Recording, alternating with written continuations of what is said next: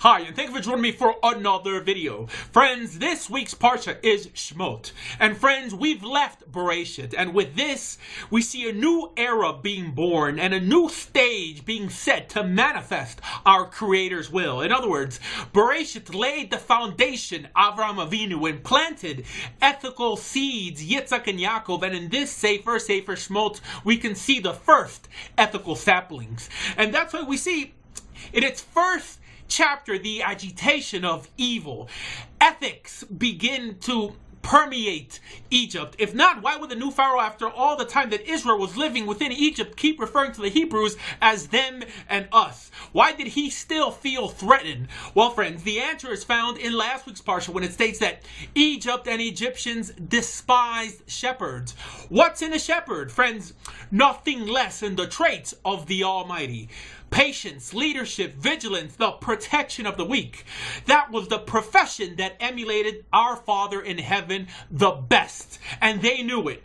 We see it across Scripture, from Abel to our patriarchs, to David and Melech. Heck, we even see Jesus trying to get a piece of this action, to the point that the psalmist states that HaKadosh Baruch Hu is our shepherd. And the king of Egypt knew it. He said that they've grown too numerous. So what? He made a strategic attack that would disable Israel's ethical fortitude. And what was that?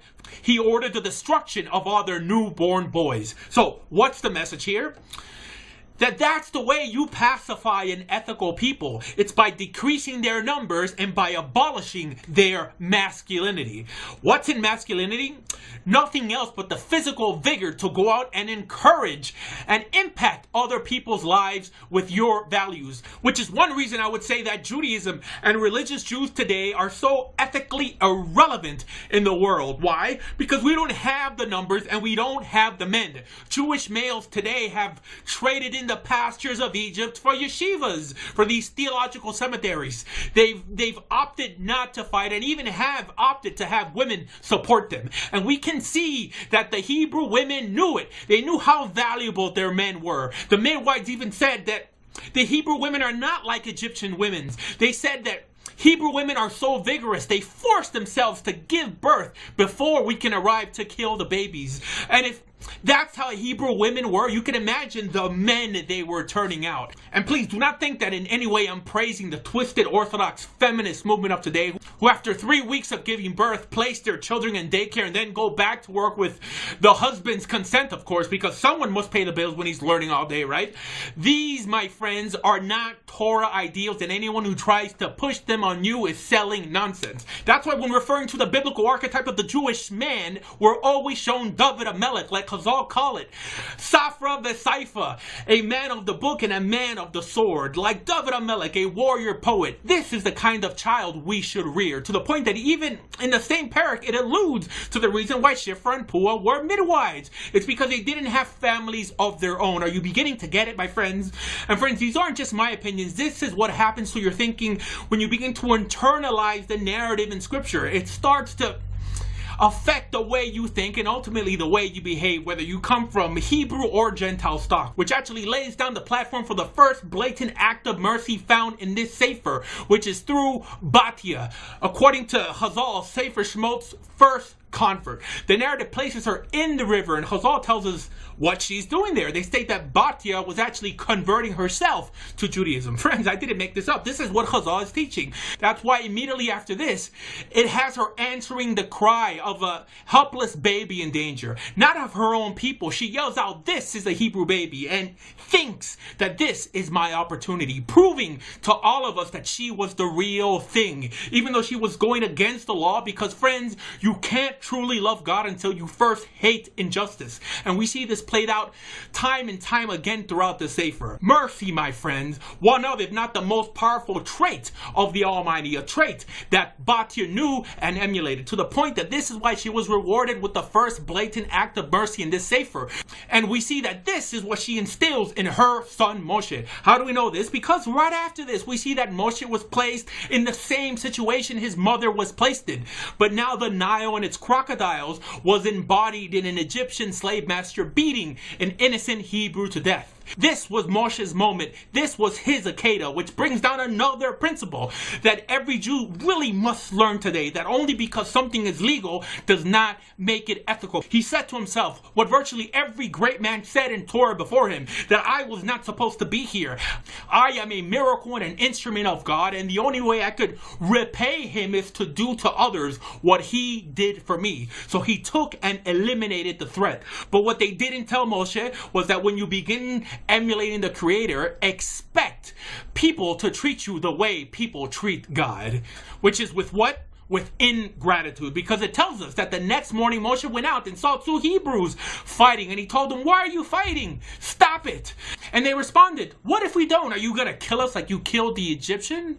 He thought, I gave myself, I put my life on the line to encourage peace, and all you do is spit in my face. Ingratitude, my friends, what the Almighty despises the most, which is clearly made relevant in the following chapters of Shemot. And there's another principle here, my friends, so don't miss it. That even though the narrative refers to the aggressor beating the Hebrew as a slave master, the Hebrew in retrospect has humanized him so as just to refer him as an Egyptian, to the point that they fell into one of the most vile sins committed by the Jewish people today, which is the sin of moral relativism, to the point that they arrogantly said, Moshe, are you going to kill us like you killed him, the supposed innocent Egyptian? So friends, every time you see Jews protesting for the pardoning of guilty prisoners, or sympathizing with Muslim terrorists, or even fighting for the right to murder their own babies, know that this is not a Torah ideal, and God despises ingratitude. But you know what? I understand that this is a real world, and I'm sure that if they would ask Moshe that if he'd do it again, he would say absolutely. Why? Because it's the right thing to do, no matter the response, no matter the consequence. No, friends, you must ask yourself, have you ever done anything just because it was the right thing to do? And again, my friends, I have to mention that this is what made these men and women great, because no matter the price, they understood that the purest way to see God was through helping other people. In other words, by emulating him. Which is exactly what the Almighty demonstrates in the following chapters. He says that he heard the cry of the people, just like Batya heard the baby crying and Moses heard the Hebrew. Yes, he heard their cry and he secured their Geula, our redemption. And please note that caring for the distress of others is not one of the laws of Noah.